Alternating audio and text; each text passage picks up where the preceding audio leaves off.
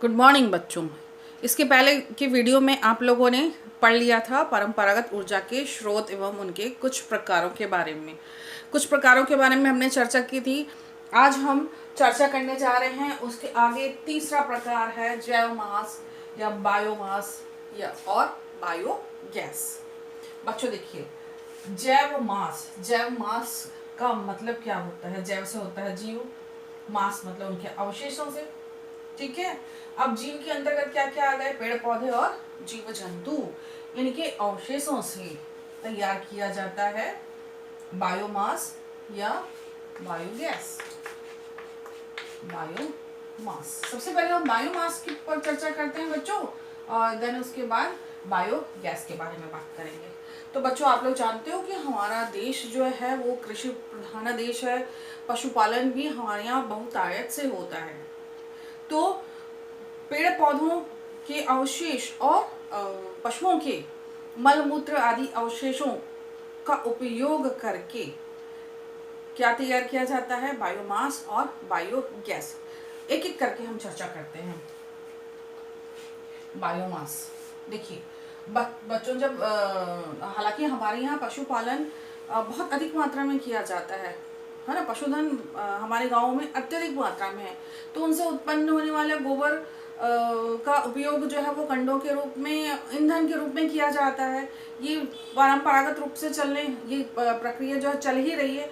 आज भी कहीं कहीं पर सुदूर गांव के जो क्षेत्र हैं वहाँ पर ईंधन के रूप में कंडों का इस्तेमाल किया जाता है। गोबर, इसको ईंधन के रूप में इस्तेमाल किया जाता है। इसके जो कंडे बनाए जाते हैं बच्चों, इसका उपयोग ईंधन के रूप में आज भी गांव में किया जाता है। लेकिन इससे नुकसान क्या होता है, अपेक्षाकृत कम मात्रा में ऊर्जा प्राप्त होती है। दूसरी चीज, वायु प्रदूषण अगर ज्यादा मात्रा में होता है या अधिक मात्रा में होता है, अत्यधिक धुआं उत्पन्न होता है ना। इससे क्या है, जितनी इसकी खपत होती है उससे कहीं कम मात्रा में हमको ऊर्जा मिलती है। अब हम बात करते हैं बायोमास की। बायोमास में क्या हुआ कि लकड़ी को वायु की सीमित मात्रा या कुछ कम मात्रा में जलाया जाता है। जलाने से इसमें से वाष्प जल जो है वो वाष्प के रूप में निकल जाता है ना, और कुछ गैसें जो है वो निकल जाती हैं। जब ये निकल जाती है तो बचता है चारकोल।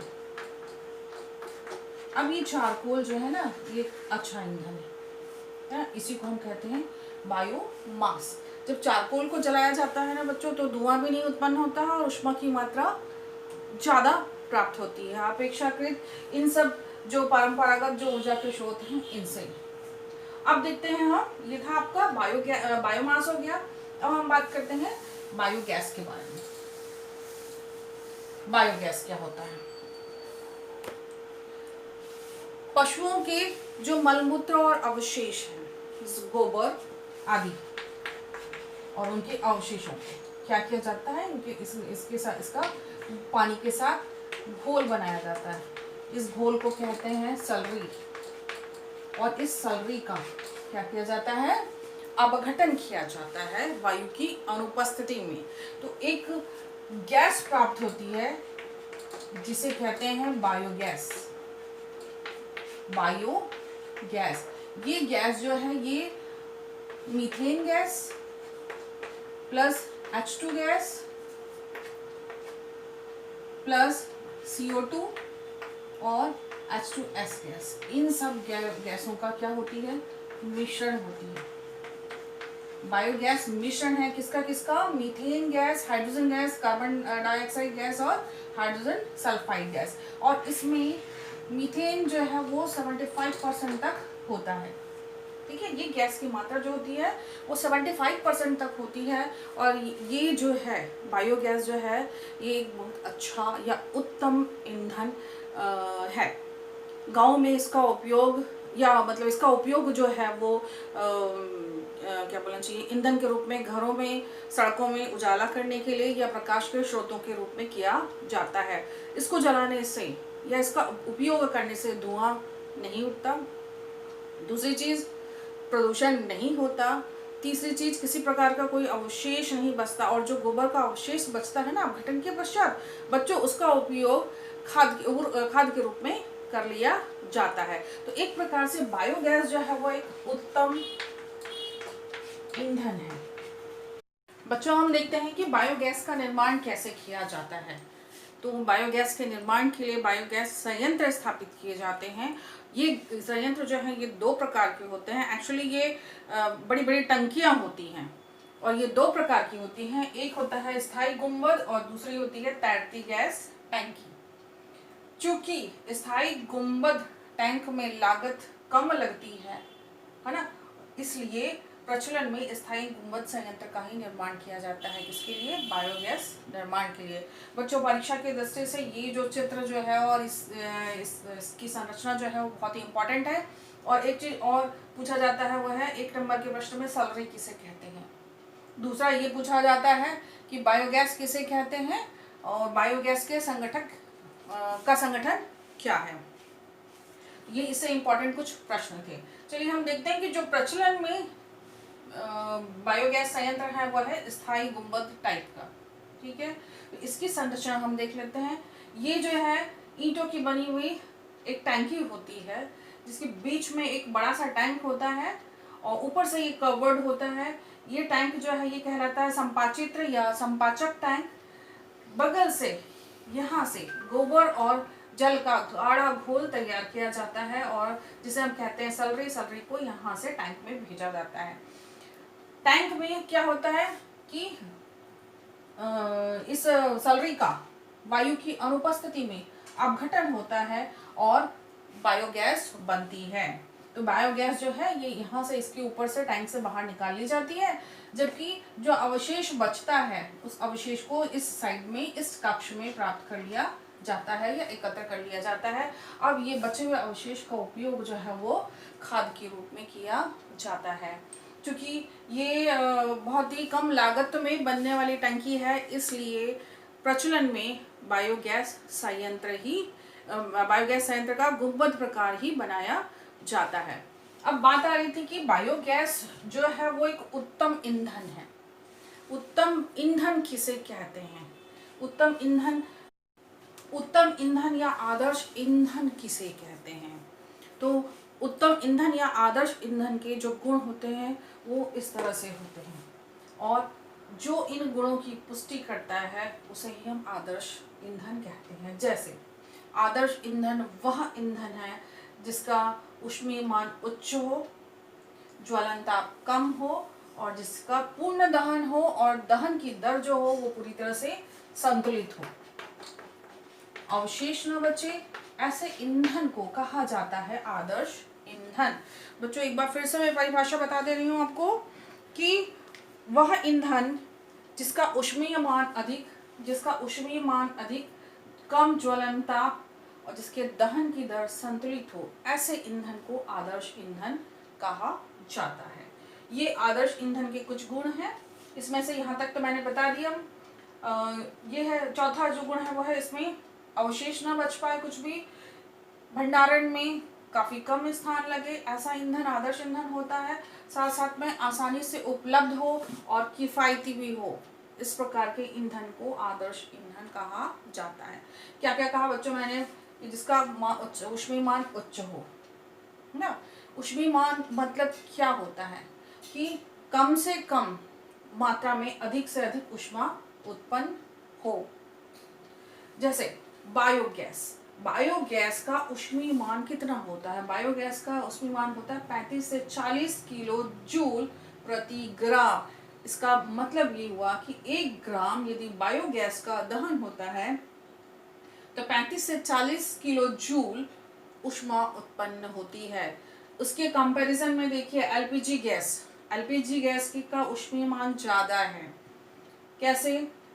1 ग्राम यदि एलपीजी गैस का दहन होता है तो 55 किलो जूल ऊष्मीय मान या ऊष्मा उत्पन्न होती है। तो मेरे हिसाब से एलपीजी गैस जो है वो आपका आदर्श ईंधन होगा। ठीक है, अब देखिए अगला पॉइंट है कम ज्वलन ताप। ज्वलन ताप किसे कहेंगे?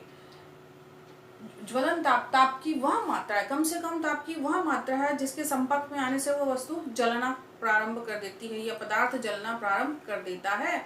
तो आप देखिएगा घर में जब हम एलपीजी गैस लगाते हैं तो एक हल्की सी चिंगारी से गैस जो है वो जलना चालू कर देती है।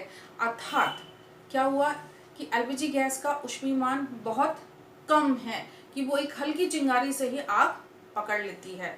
तो कोई भी पदार्थ जिस ताप पर आग पकड़ता है वो उसका ज्वलन ताप कहलाता है।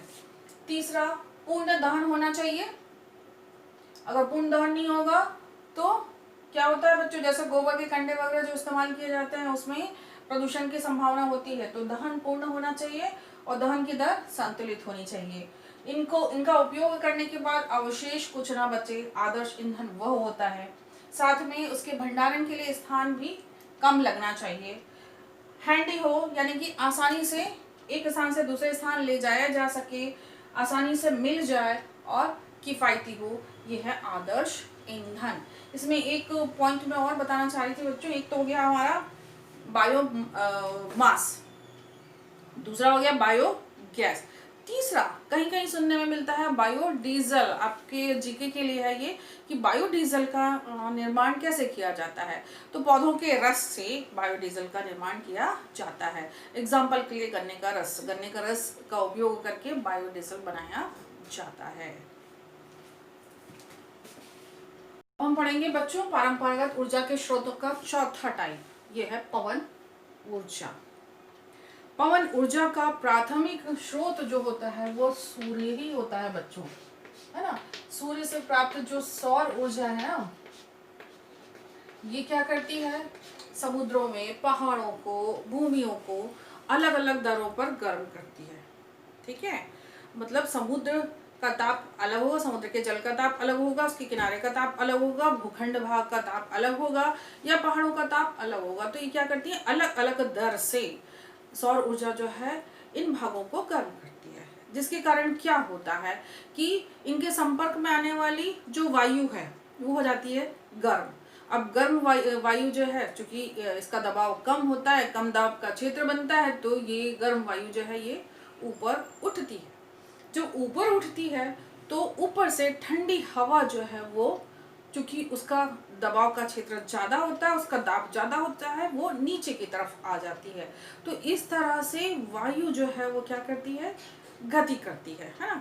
हम लोगों ने पिछले चैप्टर में भी पढ़ा था, ऊष्मा एवं ताप में भी पढ़ा था कि वायु का चक्र इसी तरह से चलता है। तो ठंडी वायु में उच्च दबाव बनाने की प्रवृत्ति होती है और जैसे ही गर्म वायु ऊपर की ओर जाती है ना बच्चों, वो वायु जो है जब ऊपर की ओर जाती है तो ठंडी वायु उसकी जगह ले लेती है और इस तरह से क्या हो जाती है, अब ये कहलाती है पवन। अब इस पवन में होती है गतिज ऊर्जा, गतिज ऊर्जा। अब इसी गतिज ऊर्जा का उपयोग जो है वो विद्युत उत्पादन के लिए किया जाता है। इसके लिए क्या किया जाता है, बड़े बड़े ये पवन चक्की स्थापित कर दी जाती है। ठीक है, इसके संदर्भ में हम बाद में बात करते हैं। हम थोड़ा सा एक चीज और देख लेते हैं। पवन ऊर्जा जो है वो है नवीकरणीय ऊर्जा का स्रोत। हालांकि हम पढ़ रहे हैं परंपरागत ऊर्जा के स्रोत, बट ये नवीकरणीय भी है, क्योंकि हम इसको परंपरागत ऊर्जा के स्रोतों में पढ़ रहे हैं, बट ये नवीकरणीय ऊर्जा का स्रोत है। परंपरागत इसलिए है क्योंकि सदियों से मानव जो है वो पवन ऊर्जा का उपयोग करता आ रहा है अपने विभिन्न कार्यों को संपादित करने के लिए। एग्जाम्पल के लिए भूसे और अनाज के दानों को अलग अलग करने के लिए क्या कहना चाहिए, वायु का उपयोग करता आ रहा है।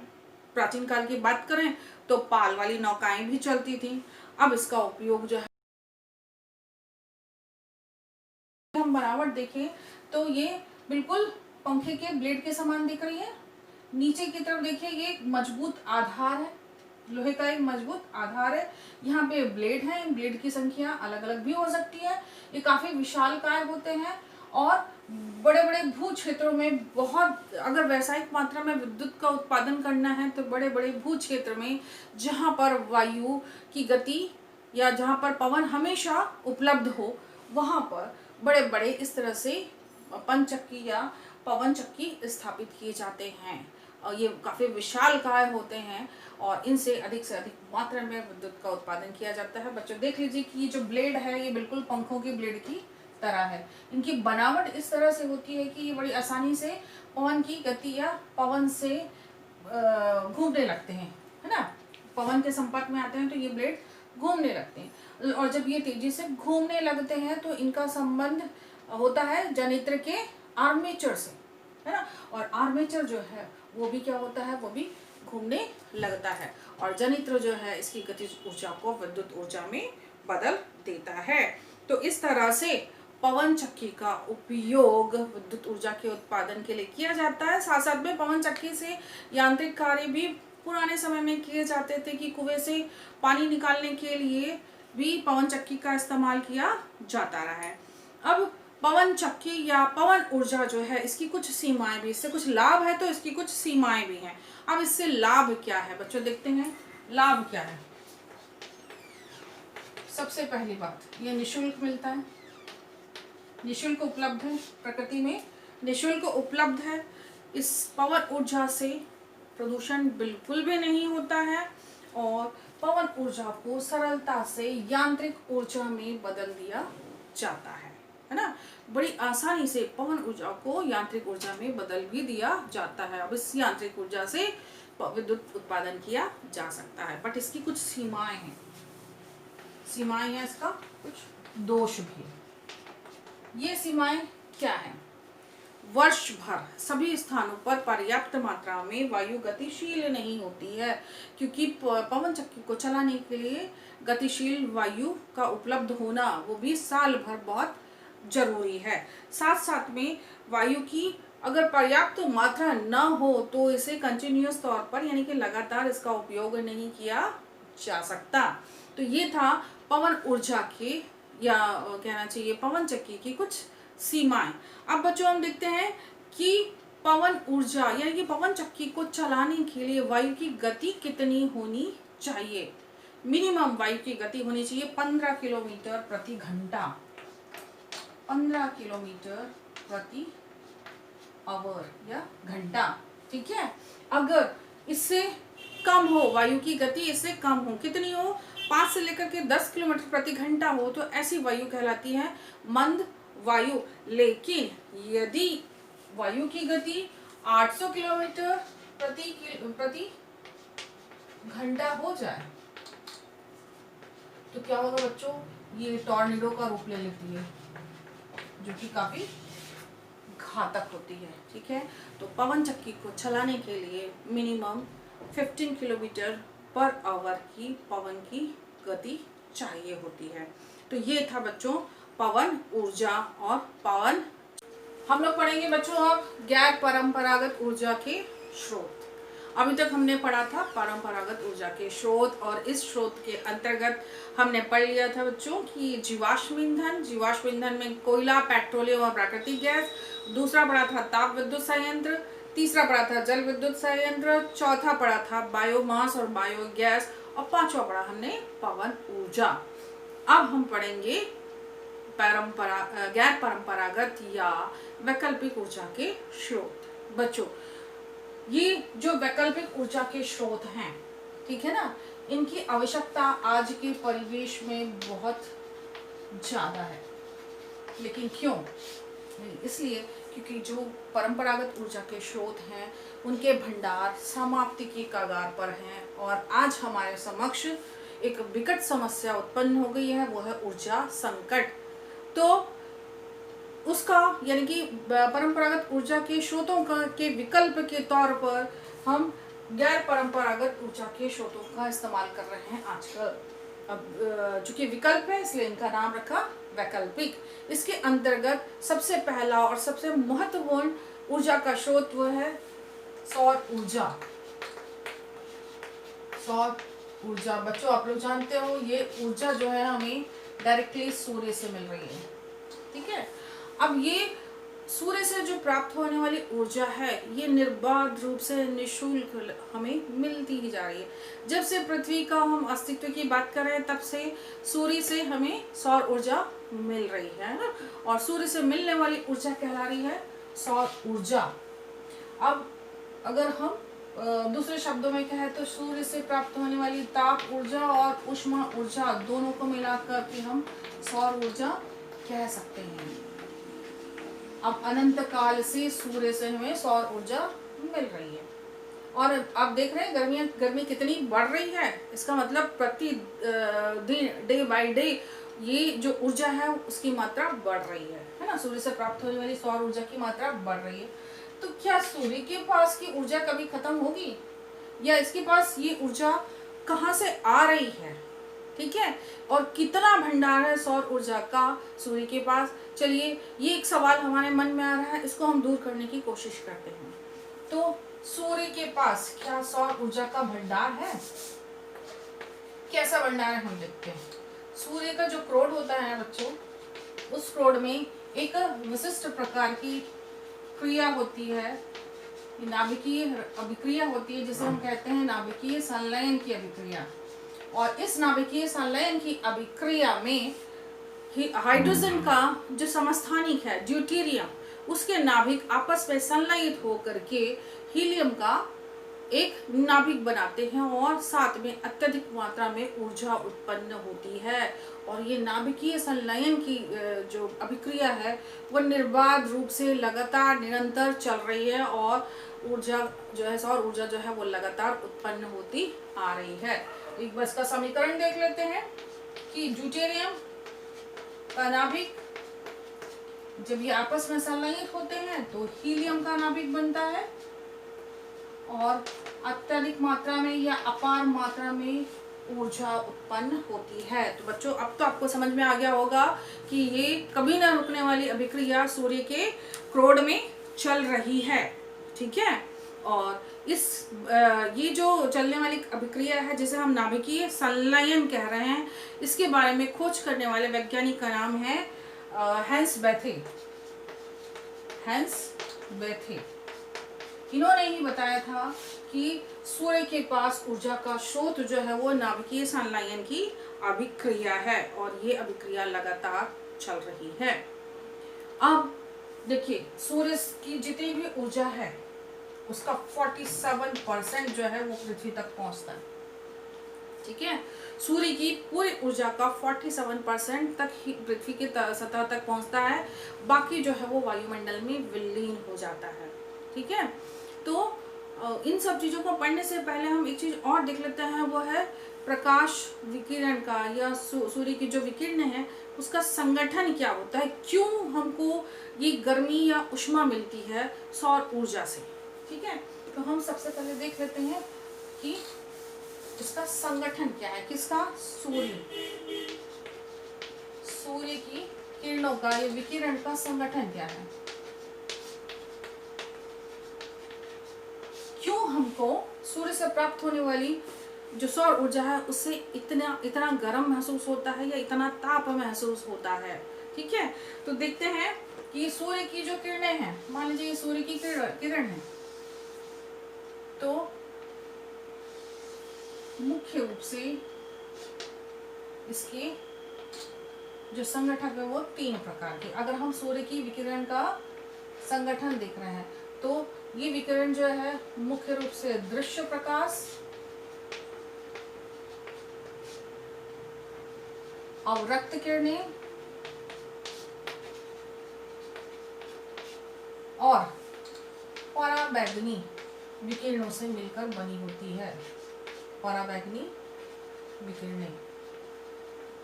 ठीक है, अगर सौर ऊर्जा का हम संगठन देखते हैं या प्रकाश किरण का संगठन देखें तो ये मुख्य रूप से इतना जो है ये दृश्य प्रकाश है, यहाँ से यहाँ तक अवरक्त किरणें हैं, और ये जो है आपका पराबैंगनी किरणें हैं, अल्ट्रावायलेट किरणें, दृश्य प्रकाश और इंफ्रारेड किरणें। ठीक है, ये जो दृश्य प्रकाश है इसकी वजह से ही हम क्या करते हैं, हम देख पाते हैं, और ये 7 रंगों से मिलकर के बना हुआ होता है। कौन कौन सा रंग बच्चों जानते हो? मुझे नहीं लगता कि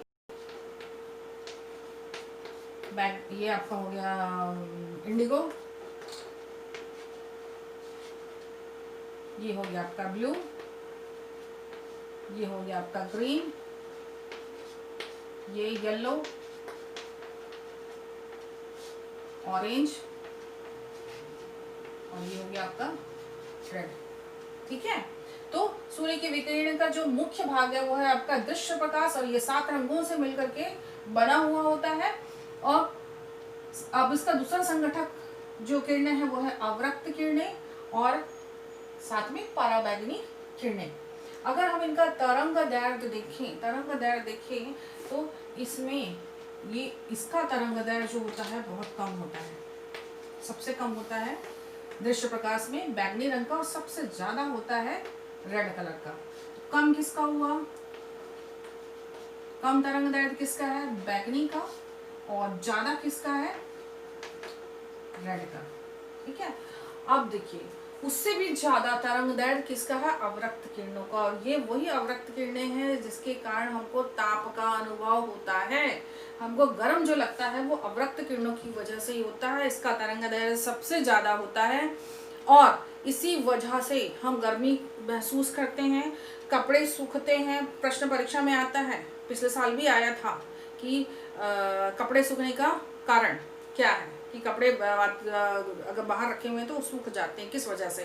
तो अवरक्त प्रकाश किरणों की वजह से कोई भी वस्तु जो है सूखती है, चाहे हम सब्जी सुखाएं या हम कपड़े सुखाएं, या किसी भी तरह की कोई चीज़ यदि सूखती है या गर्मी का अनुभव होता है तो वो अवरक्त इसके लिए उत्तरदायी है, अवरक्त किरणें। सबसे कम तरंग दैर्घ्य वाली है पराबैंगनी किरणें। पराबैंगनी किरणें जो हैं ये वायुमंडल में ही इसकी मात्रा काफ़ी से ज़्यादा मात्रा जो है अवशोषित हो जाती है और ये पृथ्वी तक नहीं पहुंच पाती है। लेकिन आजकल जो ओजोन परत में जो एक छेद हो गया है ना बच्चों, उसके कारण पराबैंगनी किरणें जो है वो पृथ्वी तक पहुंच रही है। तो ये था बच्चों कि सौर ऊर्जा क्या होती है, सौर ऊर्जा का स्रोत क्या है, सूर्य के पास इतनी ऊर्जा आई कहाँ से, और सूर्य की या प्रकाश किरणों का संगठन। नेक्स्ट वीडियो में हम पढ़ेंगे सौर जो ऊर्जा है, ऐसी तकनीक या ऐसी युक्तियां जिससे सौर ऊर्जा का उपयोग करके विद्युत का यानी कि ऊर्जा का उत्पादन किया जाए। नेक्स्ट वीडियो में बच्चों हम आपके साथ मिलेंगे सौर तापन युक्तियों के साथ।